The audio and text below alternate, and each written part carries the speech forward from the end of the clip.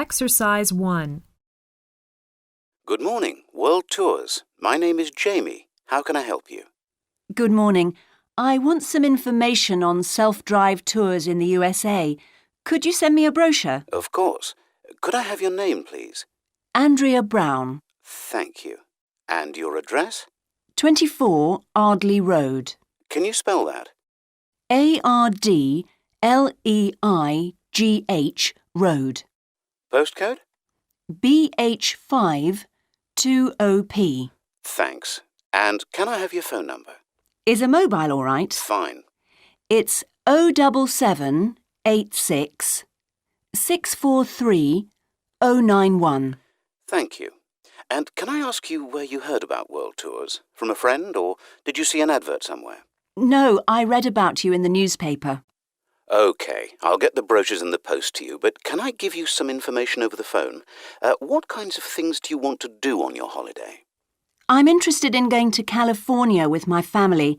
I've got 2 children, and we want to hire a car. OK, we have a couple of self-drive tours there visiting different places of interest in California. The first one begins in Los Angeles, and there's plenty of time to visit some of the theme parks there. That's something on my children's list, so I'd want to include that. Good. Then you drive to San Francisco. From San Francisco, you can drive to Yosemite Park, where you spend a couple of nights. You can choose to stay in a lodge or on the campsite. I don't like the idea of staying in a tent. It'd be too hot. Right. And the tour ends in Las Vegas. OK. The other trip we can arrange is slightly different. It starts in San Francisco, then you drive south to Cambria. Someone told me there's a really nice castle near Cambria. Will we go near that? Hearst Castle is on that road, so you could stop there. Good. I'd like to do that. Does this trip also go into the desert? No, it continues to Santa Monica, where most people like to stop and do some shopping. We have enough of that at home, so that doesn't interest us. OK. Well, you could go straight on to San Diego. That's good for beaches, isn't it? That's right. That's a good place to relax, and your children might like to visit the zoo before flying home. I don't think so. We want some time for sunbathing and swimming. So, how many days are the trips, and how much do they cost? The first one I told you about is a self-drive tour through California, which lasts 12 days and covers 2,020 kilometres. The shortest journey is 206 kilometres, and the longest is 632 kilometres. The cost is £525 per person. That includes accommodation, car rental, and a flight, but no meals. OK. And the other trip? That lasts 9 days, but you spend only 3 days on the road. You cover about 980 kilometres altogether. So is that cheaper then? Yes, it's almost £100 cheaper. It's £429 per person, which is a good deal. So that covers accommodation and car hire. What about flights? They aren't included, but these hotels offer dinner in the price. OK. Well, thank you very much. I'll be in touch when I've had a chance to look at the brochure. I'm pleased to help. Goodbye. Goodbye. Exercise 2. On behalf of LP Clubs, I'd like to welcome you all here today. My name's Sandy Fisher, and I'm one of the fitness managers here. Before we start our tour of the club, I'll just run through some basic information about the facilities we have here, including recent improvements, and explain the types of membership available. Our greatest asset is probably our swimming pool, which at 25 metres isn't Olympic-sized, but now we've expanded it to 8 lanes, it's much wider. This means there are rarely more than a couple of people at a time in each lane. Unfortunately, there isn't space for an outdoor pool here, but the glass roof on the swimming pool is partly retractable, which means you can enjoy something of the open-air experience on warmer days. Our recently refurbished fitness suite has all the latest exercise equipment, including 10 new running machines and a wide range of weight training machines. Each member is given full training in how to operate the equipment, and there is always a trainer on duty to offer help and advice, Although we do have adult-only times after 6 and at certain times at weekends, children are well catered for. Older children continue to benefit from a wide range of tuition, anything from trampolining to yoga. One thing all our members appreciate about us is that we take very good care of them. This starts on day 1 with your personal assessment. You are asked to fill in a questionnaire giving details of any health problems. One of our personal trainers will then go through this with you. The trainer will then take you through the safety rules for using the equipment in the fitness suite. During your next exercise session, a personal trainer will work with you to make sure you understand these. It's very important to do this because we really do want to avoid having any sports injuries. There's a lot more to looking after yourself than simply lifting weights. At the end of the personal assessment, the trainer will draw up a plan outlining what you should try to achieve within a 6-week period. This will then be reviewed at the end of the 6 weeks. Now, I'll just quickly run through the types of membership we have available. All members must pay a joining fee of £90 in addition to the rates for the monthly membership fees. Gold membership entitles you to free entry at all LP clubs. There are now LP clubs in all major cities and towns, so if you travel a lot, this will be a great advantage. Individual gold membership costs £50 a month, and joint membership for you and your partner will cost £75. Premier membership is for professional people whose work commitments make it difficult for them to use the club during the day, and so LP gives booking preferences to Premier members at peak times. This means you'll find it easier to book the sessions at times that suit you. Reciprocal arrangements with other LP clubs are available to Premier members. Premier membership is for individuals only, but you'll be sent passes for guests every month. The monthly fee is £65. You don't have to have any special clothes or equipment when you visit the club. We provide robes and hairdryers in the changing rooms, but it's very important to remember your photo card because you won't be able to get in without it. For people who aren't working during the day, Exercise 3. Hello, Professor. I'm John Wishart. I'm working on my entry for the Global Design Competition. My tutor said you might be able to help me with it. Ah, yes, I got a copy of your drawings. Come in and tell me about it. What sort of competition is it? Well, it's an international design competition, and we have to come up with a new design for a typical domestic kitchen appliance. I see. And are there any special conditions? Does it have to save energy, for example? Actually, that was the focus in last year's competition. This year's different. We have to adopt an innovative approach to existing technology, using it in a way that hasn't been thought of before. I see. That sounds tricky. And what kitchen appliance have you chosen? Well, I decided to choose the dishwasher. Interesting. What made you choose that? Well, they're an everyday kitchen appliance in most Australian houses, but they're all pretty boring and almost identical to each other. I think some people will be prepared to pay a little extra for something that looks different. It's a nice idea. I see you've called your design the rock pool. Why is that? Basically because it looks like the rock pools you find on a beach. The top is made of glass so that you can look down into it. And there's a stone at the bottom. Is that just for decoration? Actually, it does have a function. Instead of pushing a button, you turn the stone.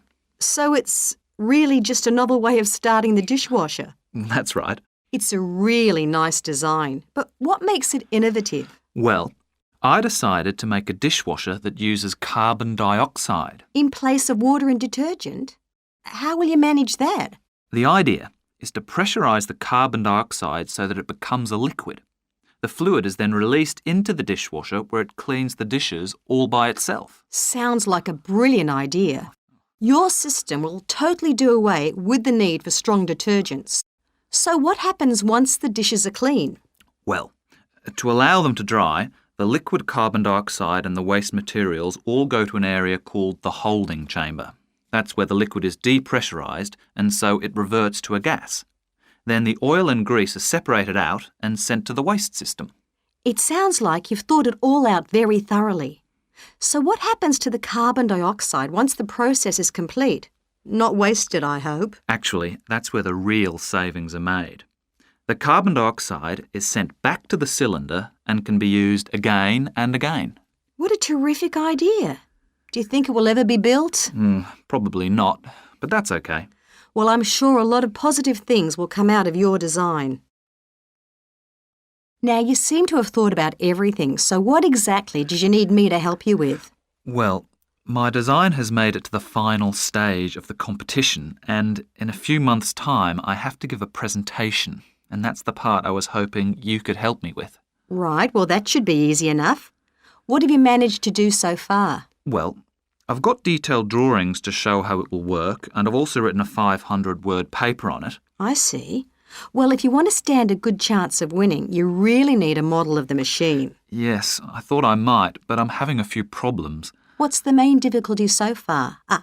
Let me guess. Is it the materials? Yes. I want it to look professional, but everything that's top quality is also very expensive. Look, projects like this are very important to us. They really help lift our profile. So why don't you talk to the university about a grant? Oh. I can help you fill out the application forms if you like. Oh, that would be great.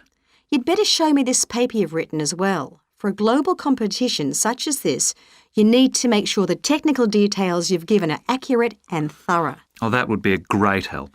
Is there anything else I can do? Well, I'm really nervous. Exercise 4.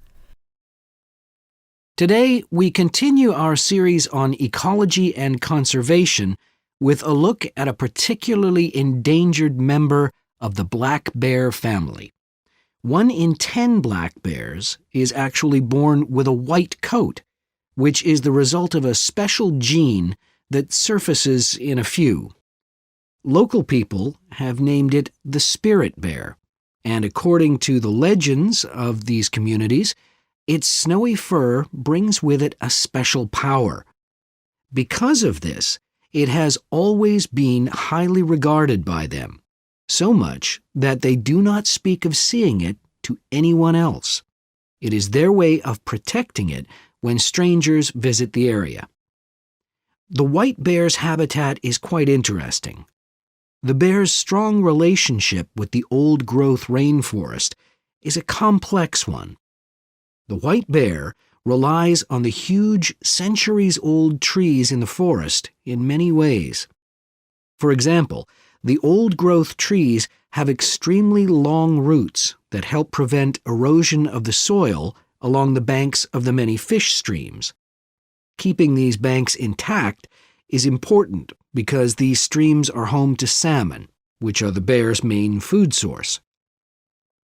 In return, the bear's feeding habits nurture the forest. As the bears eat the salmon, they discard the skin and bones in great amounts on the forest floor, which provide vital nutrients.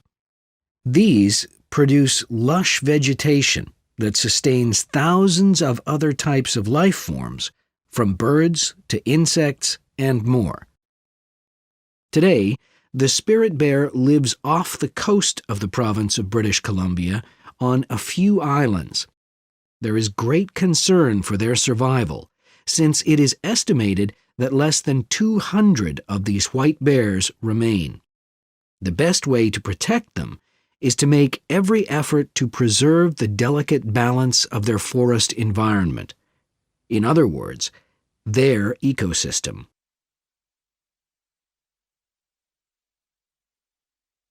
The greatest threat to the bear's existence is the loss of its habitat. Over many years, logging companies have stripped the land by cutting down a large number of trees. In addition, they have built roads which have fractured the areas where the bear usually feeds, and many hibernation sites have also been lost. The logging of the trees along the streams has damaged the places where the bears fish. To make matters worse, the number of salmon in those streams is declining because there is no legal limit on fishing at the moment. All these influences have a negative impact on the spirit bear's very existence, which is made all the more fragile by the fact that reproduction among these bears has always been disappointingly low. And so, what's the situation going forward? Community organizations, environmental groups, and the British Columbia government are now working together on the problem.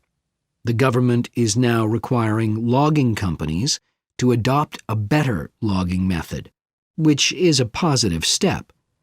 However, these measures alone may not be sufficient to ensure a healthy population of the spirit bear in the future. Other steps also need to be taken. While it is important to maintain the spirit bear's habitat, there also needs to be more emphasis on its expansion. The move is justified as it will also create space for other bears that are losing their homes to damage. Exercise 5. Excuse me, Yes? I wonder if you could spare a few minutes to do a survey on transport. It won't take long. No, that's fine. Oh, lovely. The survey is on behalf of the local council. They'd like to know about what transport you use and any suggestions for improvement. Can I start by asking you how you travelled to town today? Sure, I came on the bus. Great. Now, can I get a few details about yourself? OK. What's your name? It's Louisa Yes. Hardy.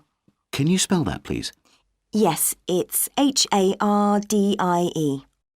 Great. Thanks. And can I have your address? It's 19 Whitestone Road. Oh, right. I know that area. It's Bradfield, isn't it? That's right. Is the postcode GT7? It's actually GT8 2LC. Great. And could I ask what your job is? Are you a student? I've actually just finished my training. I'm a hairdresser. Oh, right. And one more question in this section. What is the reason for you coming into town today? Actually, it's not for shopping today, which would be my normal reason, but to see the dentist. Right. Thanks. Now, in this last section, I'd like you to give us some ideas about the facilities and arrangements in the city for getting to and from work. Any suggestions you have for improvements? Well, something I've thought about for some time is that when I do walk and I'm doing a later shift, I think the lighting should be better. Yes, good point. And of course, I think it's a real shame they've been cutting down on the number of footpaths. They should have more of those. Then people would walk more. Yes, right. And I don't think there are enough trains. That's why I don't use them. You have to wait so long. Thanks. And finally, I'd like to ask your opinion on cycling. As you may know, there's a drive in the city to get more people to cycle to work. Right. But we realise that there are things which the council, but also employers might do to help encourage workers to cycle to work. Yeah. Well, I have thought about it, and where I work, there are no safe places to leave your bikes. OK. And also, I'd have to cycle uphill, and on a hot day, I'd arrive at work pretty sweaty, so I think I'd need a shower somewhere at work. Right. And I suppose the last thing is that I wouldn't be all that confident about cycling on such busy roads. I think I'd like to see you offering training for that. You know, I'd feel a lot better about starting if that was the case. Well, that's very helpful. Thank you very much for your time. No problem. Bye. Exercise 6. Good morning. I'm very pleased to have this opportunity to say a little about two exciting new developments in the city: the Brackenside open-air swimming pool and the Children's Adventure Playground in Central Park. As many of you may know, the idea for these initiatives came from you, the public, in the extensive consultation exercise which the City Council conducted last year. And they have been realised using money from the SWRDC, the South West Regional Development Commission. First of all, Brackenside Pool.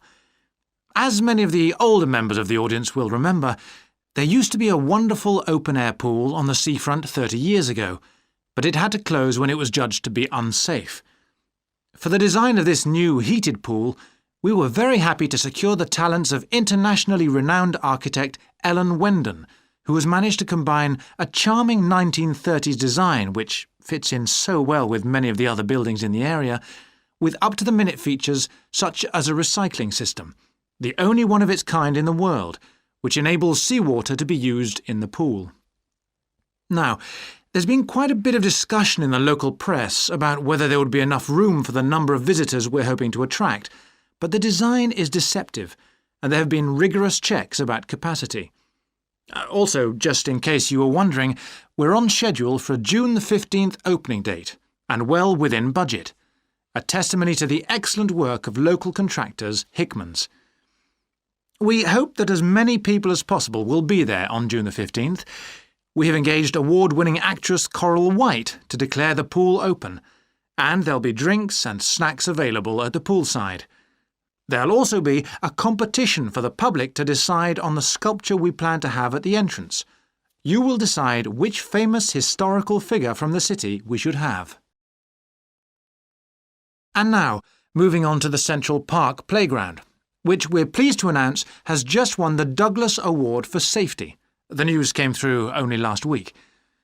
The unique design is based on the concept of the global village, with the playground being divided into 6 areas showing different parts of the world, each with a representative feature. For example, there is a section on Asia, and this is represented by rides and equipment in the shape of snakes, orangutans, tigers and so on, fauna native to the forests of the region. Moving south to the Antarctic, we couldn't run to an ice rink, I'm afraid, but opted instead for climbing blocks in the shape of mountains. I thought they could have had slides for the glaciers, but the designers did want to avoid being too literal. Then on to South America, and here the theme is El Dorado, games replicating the search for mines full of precious stones. And then, moving up to North America, here there was considerable debate. I know the contribution of cinema and jazz was considered, but the designers finally opted for rockets and the International Space Station. Eastwards to Europe then, and perhaps the most traditional choice of all the areas, medieval castles and other fortifications. Then last but not least, moving south to Africa, and a whole set of wonderful mosaics and trails to represent the great rivers of this fascinating and varied continent. Now, the opening date for our global playground is the 10th of July, and again, we'd love to see you there. So, make a date and come and see this magnificent, original new amenity right in the heart of the city. Exercise 7. Right, well, for our presentation, shall I start with the early life of Tor Heyerdahl? Sure. Why don't you begin with describing the type of boy he was, especially his passion for collecting things? That's right. He had his own little museum. And I think it's unusual for children to develop their own values and not join in their parents' hobbies. I'm thinking of how Heyerdahl wouldn't go hunting with his dad, for example. Yeah, he preferred to learn about nature by listening to his mother read to him. And quite early on, he knew he wanted to become an explorer when he grew up. That came from his camping trips he went on in Norway, I think. No, it was climbing that he spent his time on as a young man. Oh, right. After university, he married a classmate, and together they decided to experience living on a small island to find out how harsh weather conditions shaped people's lifestyles. As part of their preparation, before they left home, they learnt basic survival skills, like building a shelter.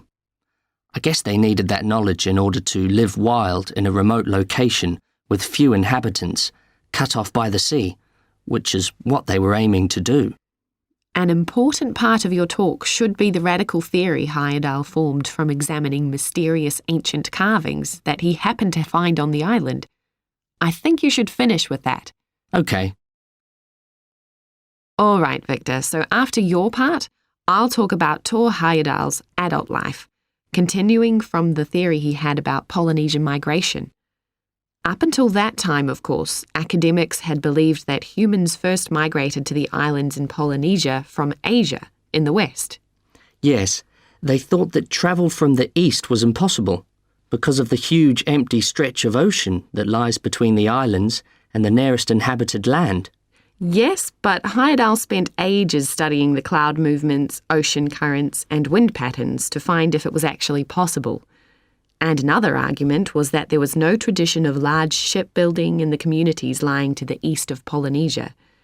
But Heyerdahl knew they made lots of coastal voyages in locally built canoes. Yes, or sailing on rafts, as was shown by the long voyage that Heyerdahl did next. It was an incredibly risky journey to undertake. Sometimes I wonder if he did that trip for private reasons, you know, to show others that he could have spectacular adventures. What do you think, Olivia? Well, I think it was more a matter of simply trying out his idea, to see if migration from the east was possible. Yes, that's probably it. And the poor guy suffered a bit at that time because the war forced him to stop his work for some years. Yes. When he got started again and planned his epic voyage, do you think it was important to him that he achieve it before anyone else did? I haven't read anywhere that that was his motivation. The most important factor seems to have been that he used only ancient techniques and local materials to build his raft. Yes. I wonder how fast it went. Well, it took them 97 days from South America to the Pacific Islands. And after that, Heyerdahl went to Easter Island, didn't he? We should mention the purpose of that trip. I think he sailed there in a boat made out of reeds. No, that was later on in Egypt, Olivia. Oh, yes, that's right. But what he wanted to do was talk to the local people about their old stone carvings and then make one himself to learn more about the process. I see. Well, what a great life. Even though many of his theories have been disproven, he certainly left a lasting impression on many disciplines, didn't he? To my mind, he was the first person to establish what modern academics call practical archaeology. I mean that they try to recreate something from the past today, like he did with his raft trip. It's unfortunate that his ideas about where Polynesians originated from have been completely discredited. Yes. Right, well, I'll prepare a PowerPoint slide at the end that acknowledges our sources. I mainly used The Life and Work of Tor Heyerdahl by William Oliver. I thought the research methods he used were very sound, although I must say I found the overall tone somewhat old-fashioned. I think they need to do a new, revised edition. Yeah, I agree. What about the subject matter? I found it really challenging. Well, it's a complex issue.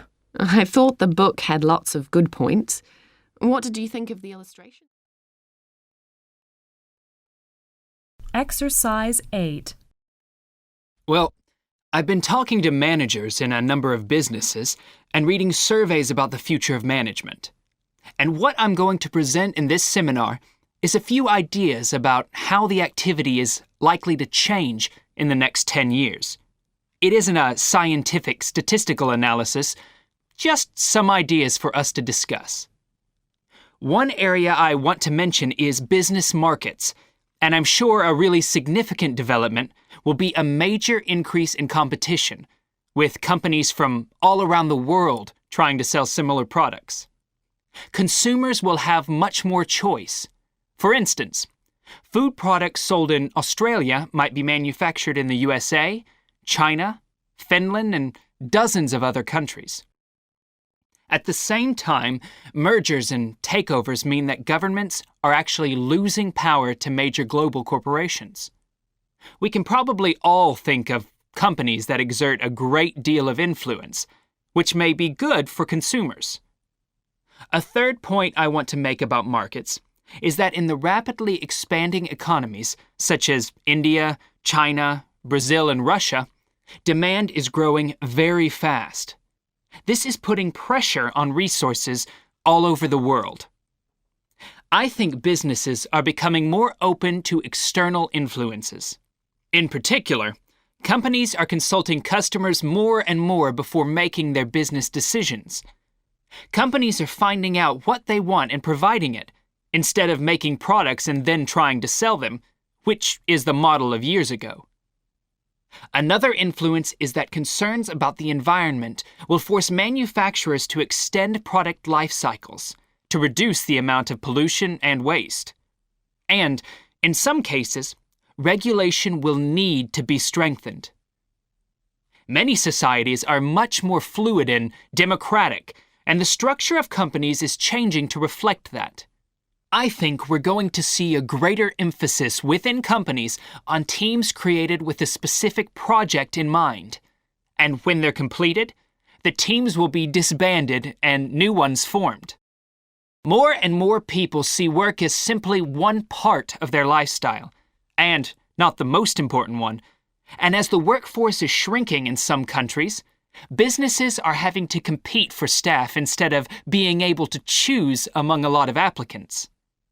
Typical examples that will attract and retain staff are traditional ones like flexible hours and, something that has been made possible by advances in technology, remote working, with people based at their home, abroad, or almost anywhere they choose.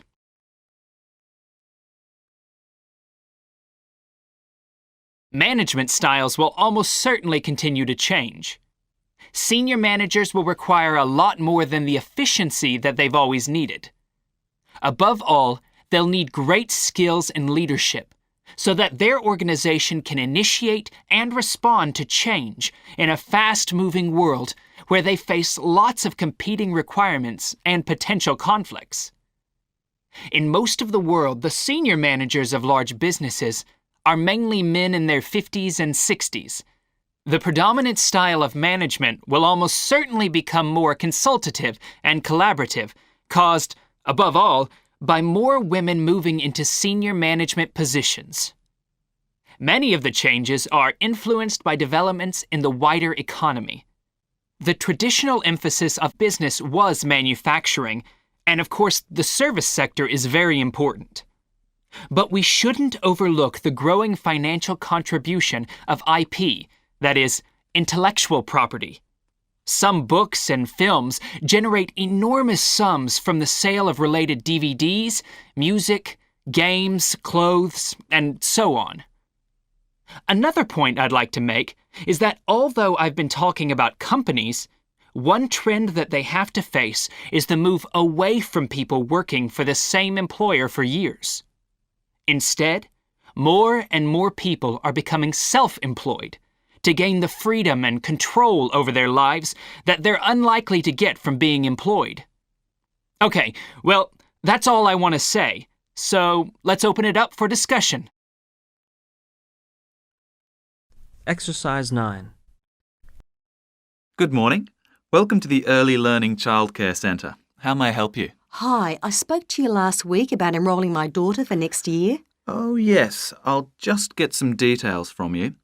So, you're her mother? That's right. And can I have your name? It's Carol Smith. And your daughter's name? It's Kate. Now, we have several groups at the centre and we cater for children from 3 to 5 years old. How old is your daughter?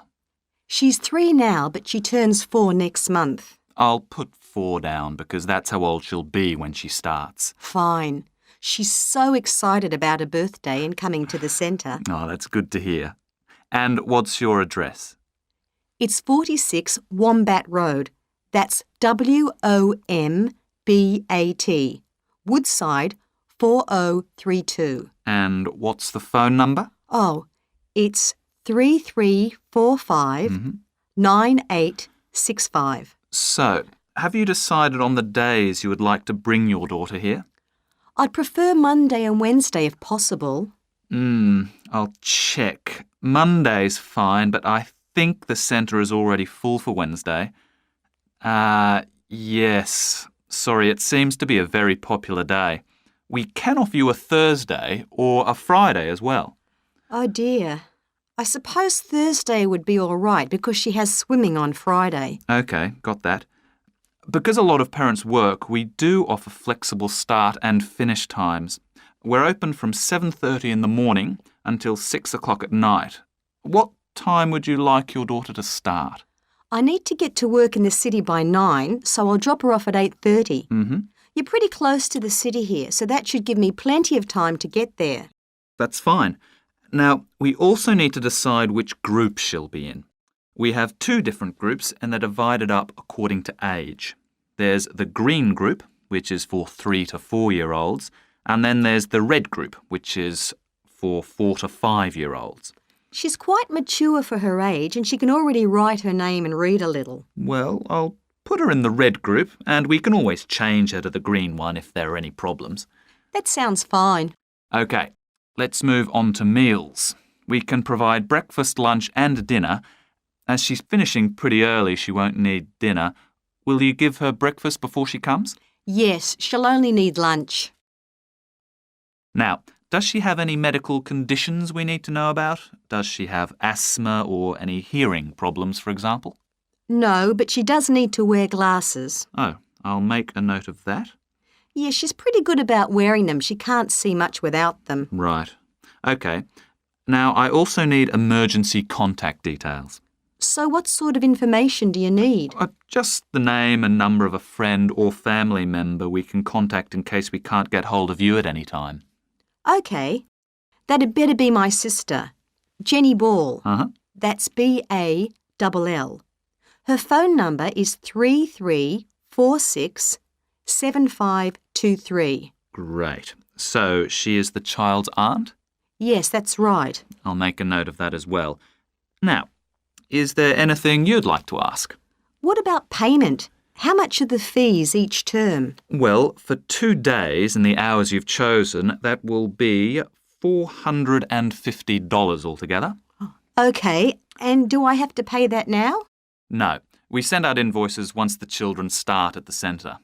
You can choose to pay at the end of each term, or we do offer a slightly discounted rate if you pay every month. Oh, I'll do that then.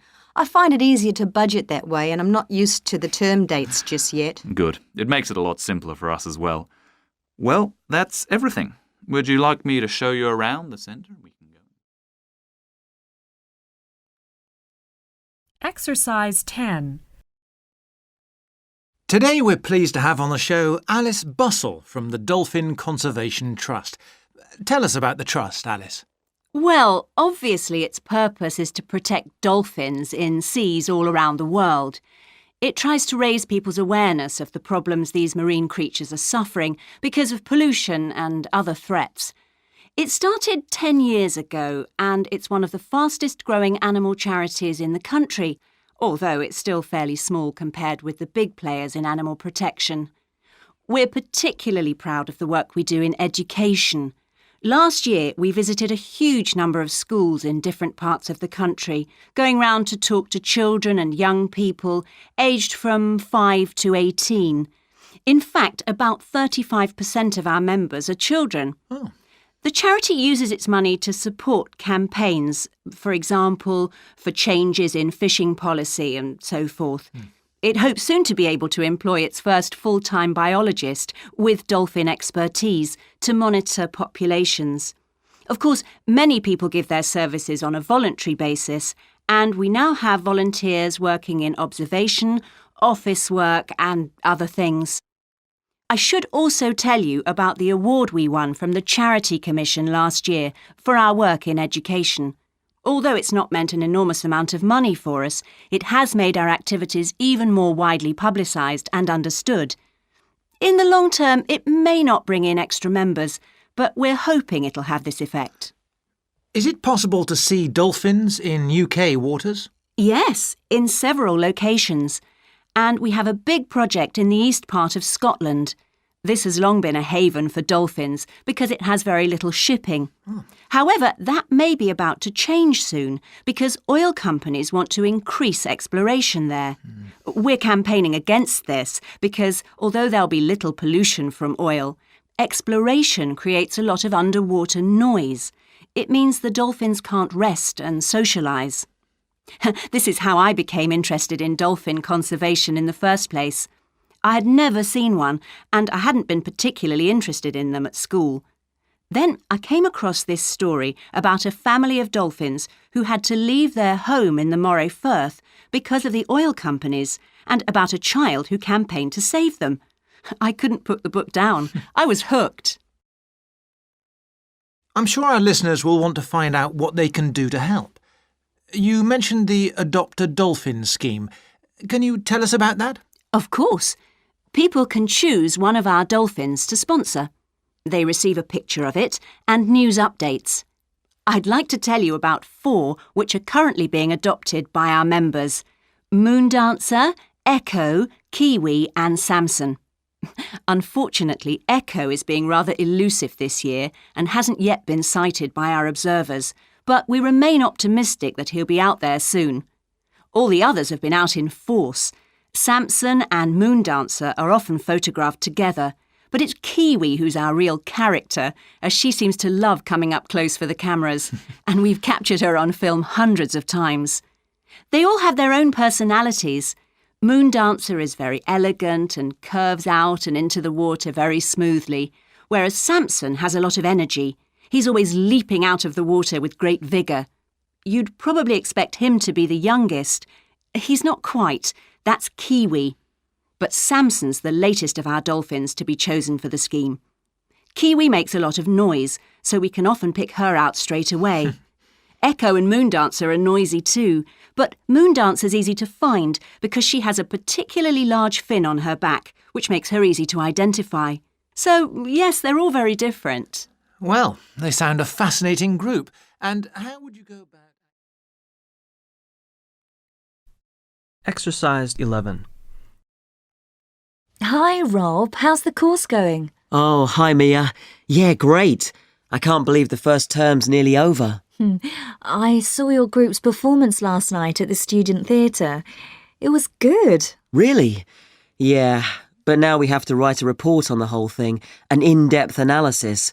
I don't know where to start. Like, I have to write about the role I played, the doctor, how I developed the character. Well, what was your starting point? My grandfather was a doctor before he retired, and I just based it on him. OK, but how? Did you talk to him about it? He must have all sorts of stories, but he never says much about his work, even now. He has a sort of authority, though. So, how did you manage to capture that? I'd visualise what he must have been like in the past when he was sitting in his consulting room listening to his patients. OK, so that's what you explain in your report. Right. Then there's the issue of atmosphere. So in the first scene, we needed to know how boring life was in the doctor's village in the 1950s. So when the curtain went up on the first scene in the waiting room, there was that long silence before anyone spoke. And then people kept saying the same thing over and over, like, cold, isn't it? Yes, and everyone wore grey and brown and just sat in a row. Yes, all those details of the production. And I have to analyse how I functioned in the group, what I found out about myself. I know I was so frustrated at times when we couldn't agree. Yes. So did one person emerge as the leader? Sophia did. That was okay. She helped us work out exactly what to do for the production, and that made me feel better, I suppose. When you understood what needed doing? Yes. And Sophia did some research too. That was useful in developing our approach. Like what? Well, she found these articles from the 1950s about how relationships between children and their parents, or between the public and people like bank managers or the police, were shifting. Interesting. And did you have any practical problems to overcome? Well, in the final rehearsal, everything was going fine until the last scene. That's where the doctor's first patient appears on stage on his own. The one in the wheelchair? Yes, and he had this really long speech with the stage all dark except for one spotlight. And then that stuck somehow, so it was shining on the wrong side of the stage. But anyway, we got that fixed, thank goodness. Yes, it was fine on the night. But while you're here, Mia, I wanted to ask you about the year abroad option. Would you recommend doing that? Yes, definitely. It's a fantastic chance to study in another country for a year. I think I'd like to do it, but it looks very competitive. There's only a limited number of places. Yes. So, next year, when you're in the second year of the course, you need to work really hard in all your theatre studies modules. Only students with good marks get places. You have to prove that you know your subject really well. Right. So how did you choose where to go? Well, I decided I wanted a programme that would fit in with what I wanted to do after I graduate. So I looked for a university with emphasis on acting rather than directing, for example. It depends on you. Then about 6 months before you go, you have to email the scheme coordinator with your top 3 choices. I had a friend who missed the deadline and didn't get her first choice, so you do need to get a move on at that stage. You'll find that certain places are very popular with everyone. And don't you have to write a personal statement at that stage? Yes. Right. I'll get some of the final year students to give me some tips. Maybe see if I can read what they wrote. I think that's a very good idea. I don't mind showing you what I did. And while you're abroad, don't make the mistake I made. I got so involved I forgot all about making arrangements for when I came back here for the final year. Make sure you stay in touch so they know your choices for the optional modules. You don't want to miss out doing your preferred specialisms. Right. Exercise 12. Today, I want to talk about self-regulatory focus theory and how the actions of leaders can affect the way followers approach different situations. Self-regulatory focus theory is a theory developed by Torrey Higgins. He says that a person's focus at any given time is to either approach pleasure or avoid pain. These are 2 basic motivations that each and every one of us has, and they cause us to have different kinds of goals. Promotion goals in different life situations emphasize achievement. Prevention goals are oriented towards the avoidance of punishment.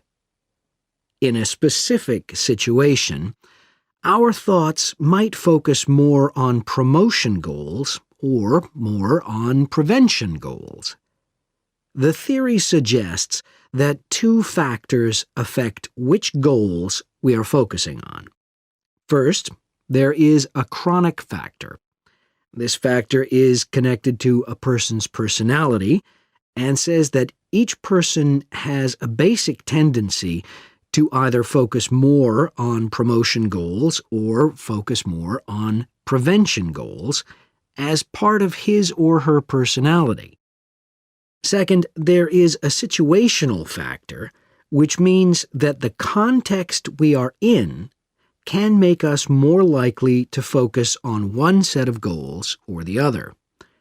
For example, we are more likely to be thinking about pleasure and to have promotion goals when we are spending time with a friend. In contrast, if we are working on an important project for our boss, we are more likely to try to avoid making mistakes and therefore have more prevention goals in our mind. Research has shown that the goals we are focusing on at a given time affect the way we think. For example, when focusing on promotion goals, people consider their ideal self, their aspirations and gains. They don't think about what they can lose, so they think in a happier mode. They feel more inspired to change. When people are focusing on prevention goals, they think about their ought self. What are they supposed to be? What are people expecting from them? They consider their obligations to others. As a result, they experience more anxiety and try to avoid situations where they could lose.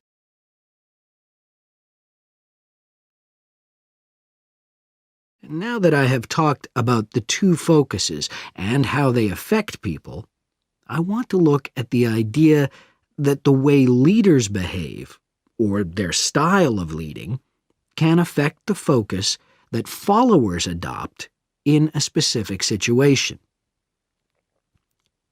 In talking about leadership, we often mention transformational leaders and transactional leaders.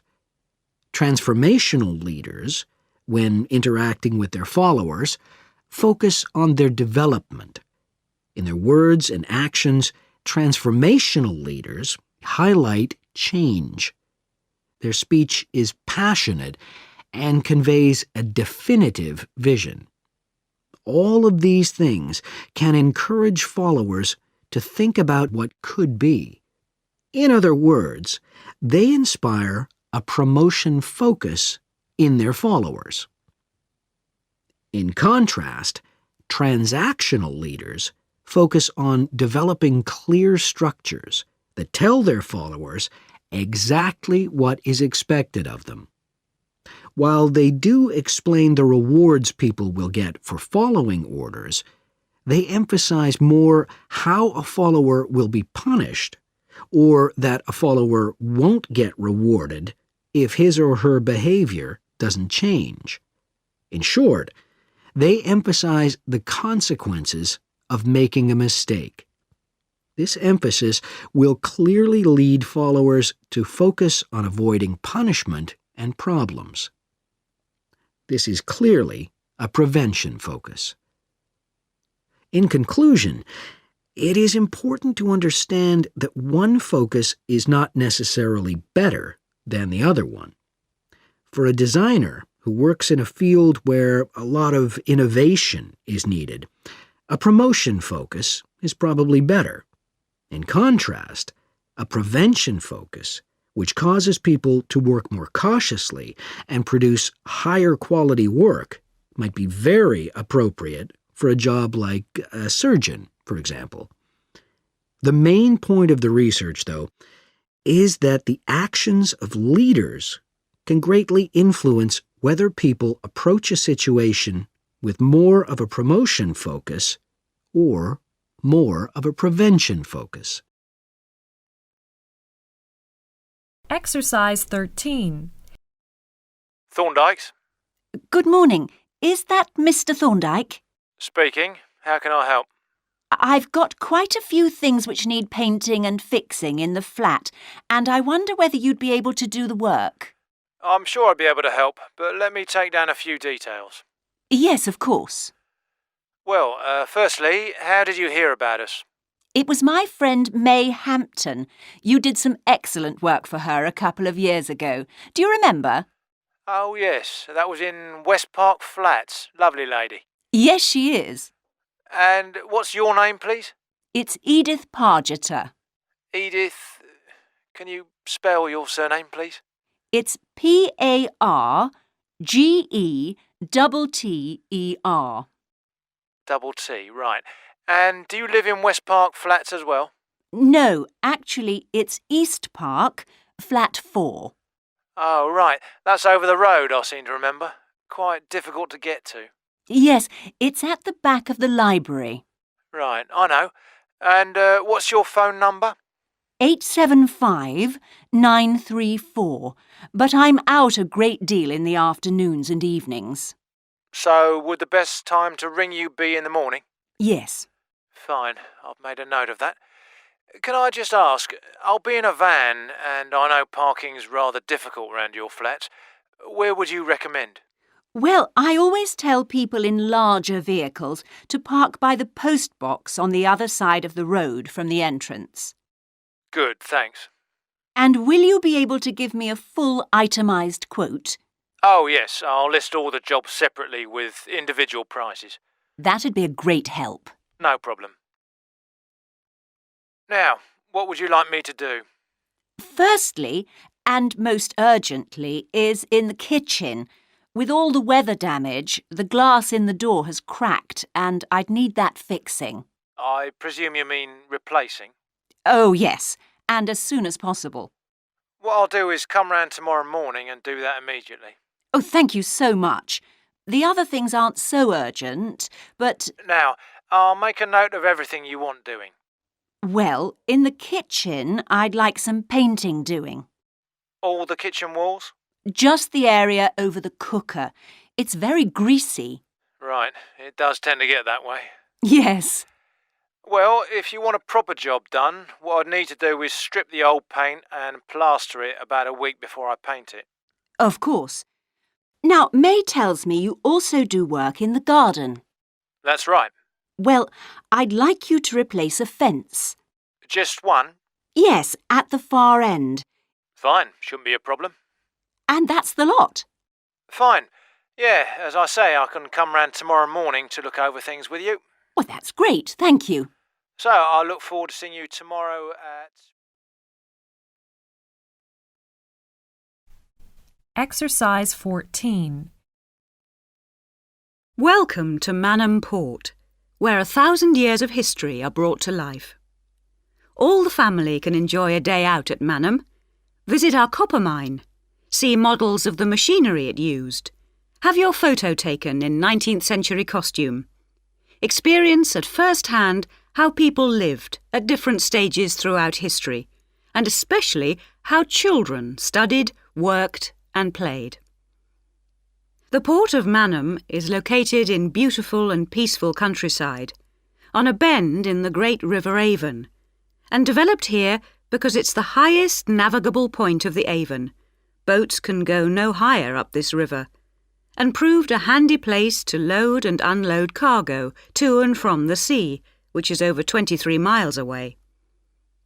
A small port was already established here when, about 900 years ago, tin was discovered nearby, though it wasn't until the Industrial Revolution, when a tremendous need for metals of all kinds developed, that Manham expanded to become one of the busiest ports in the country.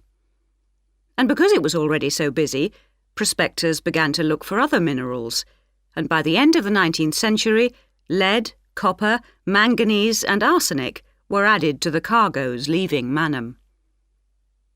In the early days, the ores had been smelted or processed in the same area they were mined. But as demand grew, the smelting process required huge factory furnaces or fires to melt the metal from the rock, and there was not enough coal in the local area, so the rocks containing minerals had to be shipped long distances. Sadly, in the 20th century, the great port of Manham declined, and thousands of workers were forced to emigrate out of the area. The building at the port fell into disrepair, and the place became almost forgotten. But then the Manham Trust was formed to conserve the historical resources of the area. It organised scores of local volunteers to remove undergrowth to find the original outlines of the installations. It then brought in paid professionals to match installations with maps of the original port complex and to set about reconstructing it. Today, you can see the results of this ambitious programme of restoration. The intention, and we believe this will be realised before the end of the year, is to return Manham Port to the condition it reached at its peak as the greatest copper port in the country. But what can you do and see on your visit today? Here are just a few highlights. We suggest you start with the visit to the copper mine. Travel on converted mining trains and journey into the depths of the mountain along seams once worked by hundreds of miners. Watch out especially for the great pumping machines which rid the mine of water. But please be warned that, like all mines, ours is very dark and closed in, and we do say that children under 5 and also dogs should not be taken into the mine. The next recommended visit is to the village school. While looking round the classrooms, take a special look at our display of games, which is one of the largest in the world. And it's recommended that you time your visit to coincide with a guided tour. This will give you the opportunity to ask lots of questions. Near the school is the beautiful old sailing ketch called the George. You're welcome to board the boat and look round the cabins. Look out for the ship's wheel, which was missing until only 5 years ago when it was dredged out of the silt by a local fisherman. We have no idea how it got there, but it's been polished and proudly restored to its original place on the boat. Please take care going down the ladders if you wish to visit the lower deck. We don't recommend you allow young children to use them. So we hope you have a memorable visit to Manham Port, and we'll tell your friends all about us. Exercise 15. Hi, Laura. Could you spare a few minutes to talk about the work placement you did last summer? I'm thinking of doing one myself. Hi, Tim. Sure. Didn't you do yours at an environmental services company?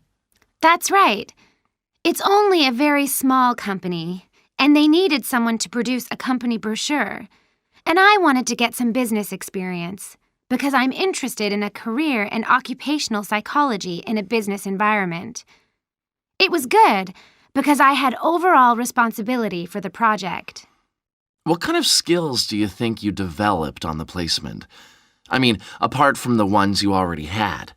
Did you have to do all the artwork for the brochure, the layout and everything? We hired the services of a professional photographer for that. I did have to use my IT skills to a certain extent because I cut and pasted text from marketing leaflets. But that didn't involve anything I hadn't done before. Do you think you got any better at managing your time and prioritizing things? You always used to say you had trouble with that. Oh, definitely. There was so much pressure to meet the project deadline. And I also got better at explaining things and asserting my opinions, because I had to have weekly consultations with the marketing manager and give him a progress report. It sounds as if you got a lot out of it then. Absolutely. It was really worthwhile. But, the company benefited too. Yes, they must have done. After all, if they'd used a professional advertising agency to produce their brochure instead of doing it in-house, presumably they'd have paid a lot more. Oh, yes. I worked it out. It would have been 250% more, and I thought the end result was good, even though we did everything on site. The company has quite a powerful computer, and I managed to borrow some scanning software from the university. The new brochure looks really professional. It enhances the image of the company straight away. So, in the long run, it should help them to attract clients and improve their sales figures? That's the idea, yeah. Well, all in all, it sounds very positive. I think I'll go ahead and apply for a placement myself. How do I go about it? It's easy enough to do, because there's a government agency called STEP, STEP, that organizes placements for students. You should start by getting their booklet with all the details. I expect you can download one from their website. Actually, they've got copies in the psychology department. I've seen them there. I'll just go to the office and pick one up. Right. And then, if I were you, after I'd looked at it, I'd go over all the options with someone. I suppose I should ask my tutor's advice. He knows more about me than anyone. One of the career officers would be better. They've got more knowledge about the jobs market than your personal tutor would have. Okay. And then, when you know what you want, you can register with STEP. You'll find their address in the booklet. And once you've registered, they assign you to a mentor who looks after your application. And then I suppose you just sit back and wait till you hear something? They told me at the careers office that it's best to be proactive and get updates yourself by checking the website for new placement alerts. Your mentor is supposed to keep you informed, but you can't rely on that. I don't suppose it's a good idea to get in touch with companies directly, is it? Not really. But it is the company who notifies you if they want you to go for an interview. You get a letter of invitation or an email from personnel department. And do I reply directly to them? Yes, you do. STEP only gets involved again once you've been made a job offer. Right. So once you've had an interview, you should let your mentor know what the outcome is? I mean, whether you're offered a job and whether you've decided to accept it? That's right. They'll inform the careers office once a placement has been agreed, so you don't have to do that. Is that all then? More or less. Only once you've accepted an offer, you'll probably have to supply a reference, because the placement will be conditional on that. And that's something you should ask your own tutor to provide. He knows about your academic ability and also about your qualities, like reliability. Wow. Thanks very much for the information. I'm starting to look forward to... Exercise 16. Today we're going to look at an important area of science, namely nanotechnology. So, what is it? Nano means tiny, so it's science and engineering on the scale of atoms and molecules. The idea is that by controlling and rearranging atoms, you can literally create anything. However, as we'll see, the science of the small has some big implications, affecting us in many ways. There's no doubt that nanotechnology promises so much for civilization. However, all new technologies have their teething problems. And with nanotechnology, society often gets the wrong idea about its capabilities.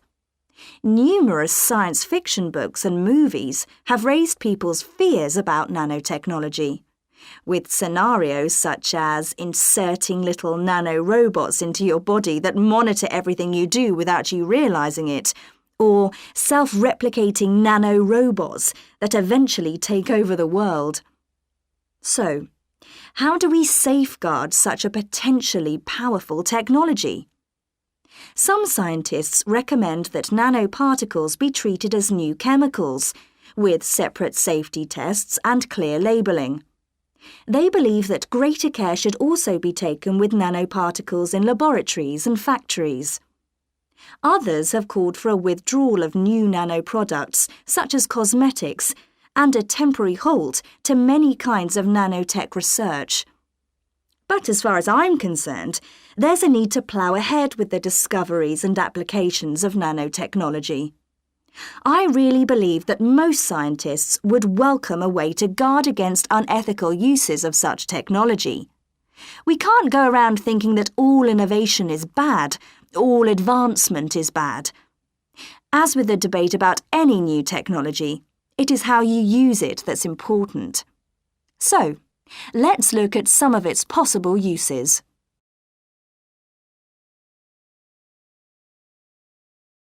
Thanks to nanotechnology, there could be a major breakthrough in the field of transportation, with the production of more durable metals. These could be virtually unbreakable, lighter, and much more pliable, leading to planes that are 50 times lighter than at present. Those same improved capabilities will dramatically reduce the cost of travelling into space, making it more accessible to ordinary people and opening up a totally new holiday destination. In terms of technology, the computer industry will be able to shrink computer parts down to minute sizes. We need nanotechnology in order to create a new generation of computers that will work even faster and will have 1,000,000 times more memory, but will be about the size of a sugar cube. Nanotechnology could also revolutionize the way that we generate power. The cost of solar cells will be drastically reduced, so harnessing this energy will be far more economical than at present. But nanotechnology has much wider applications than this and could have an enormous impact on our environment.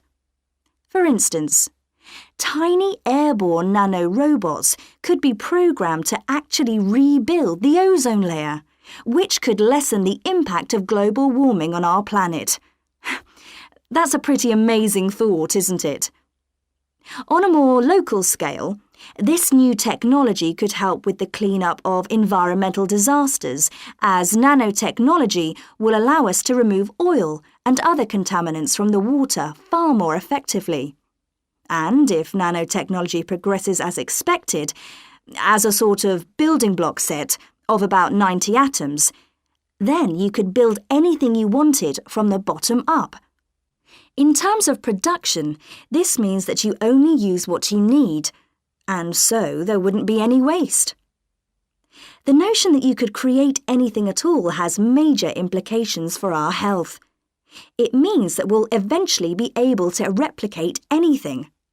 This would have a phenomenal effect on our society, In time, it could even lead to the eradication of famine through the introduction of machines that produce food to feed the hungry.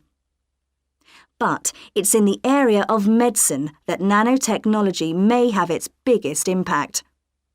How we detect disease will change as tiny biosensors are developed to analyze tests in minutes rather than days.